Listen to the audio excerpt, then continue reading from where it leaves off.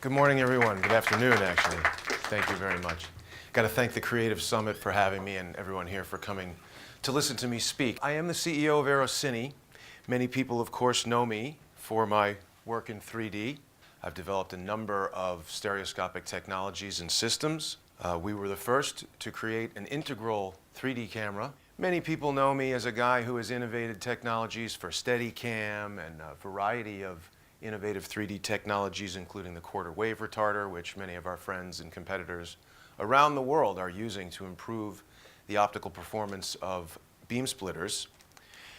Many people, of course, know me for my personal contributions and technological contributions to films like The Amazing Spider-Man, Metallica Through the Never, X-Men Days of Futures Past, Pirates of the Caribbean on Stranger Tides, IMAX films with Jean-Jacques and Francois Mantello, and numerous 3-net television shows.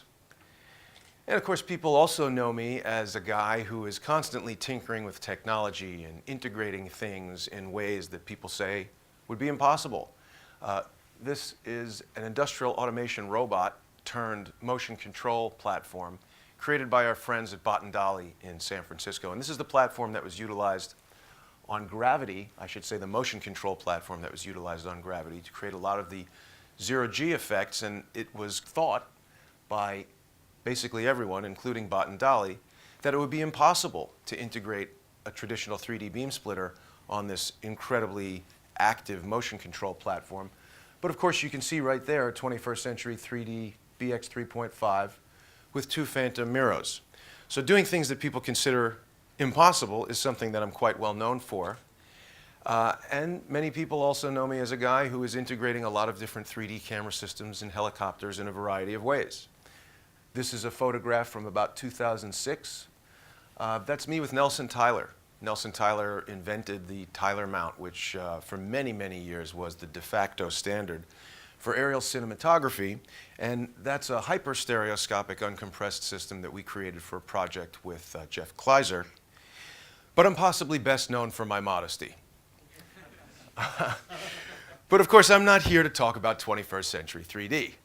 As a matter of fact, most of us are aware that the live-action stereoscopic motion picture production business has recently been in a tight spot.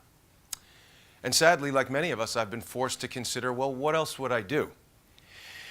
So many of my friends and colleagues have said, oh, well, you know, Jason, just go shoot 2D. Of course, I've considered this, but 2D sucks. So it's not that interesting to me. And I began, well, maybe I should go to culinary school. What should I do? And I looked back at my career and I realized I've actually been involved in aerial cinematography for over 15 years.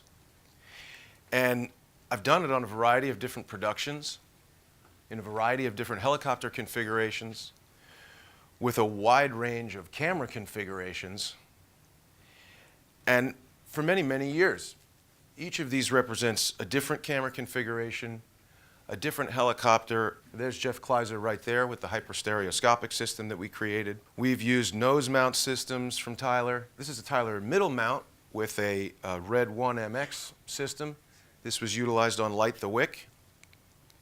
Of course, we've worked with our friends at Pictrovision and the Eclipse nose mount system. Here we've got two Red 1MXs and some Ingenue zooms. This was utilized on Air Racers, the IMAX film with 3D Entertainment.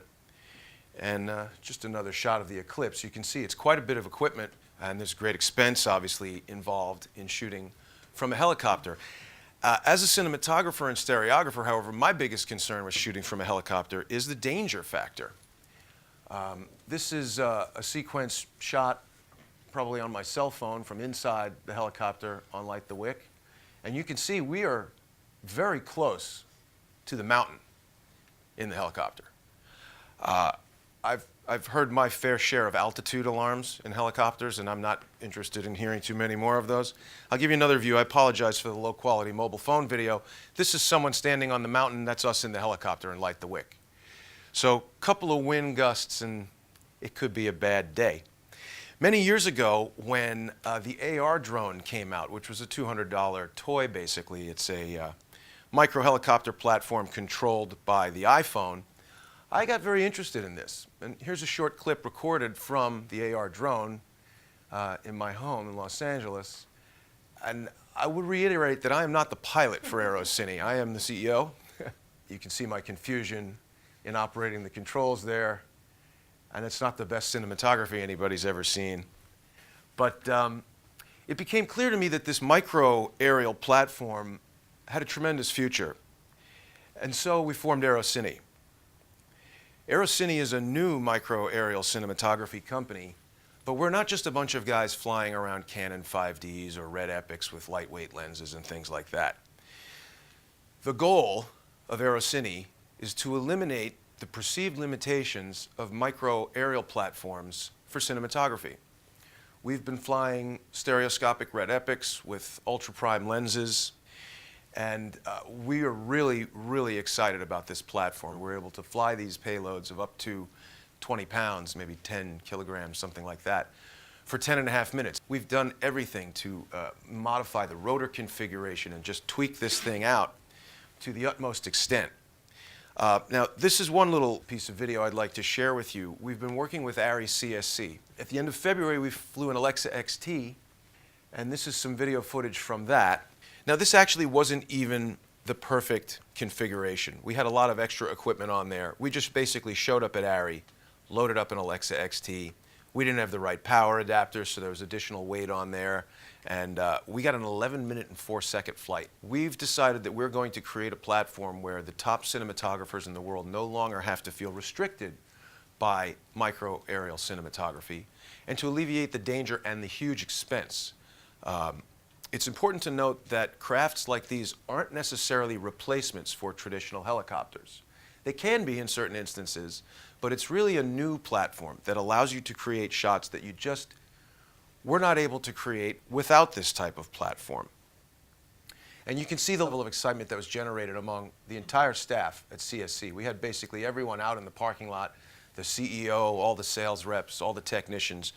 People were legitimately enthusiastic about seeing the Alexa fly for the first time in history on a micro aerial platform. That is my presentation. Thank you everyone for coming. I appreciate the questions and the time.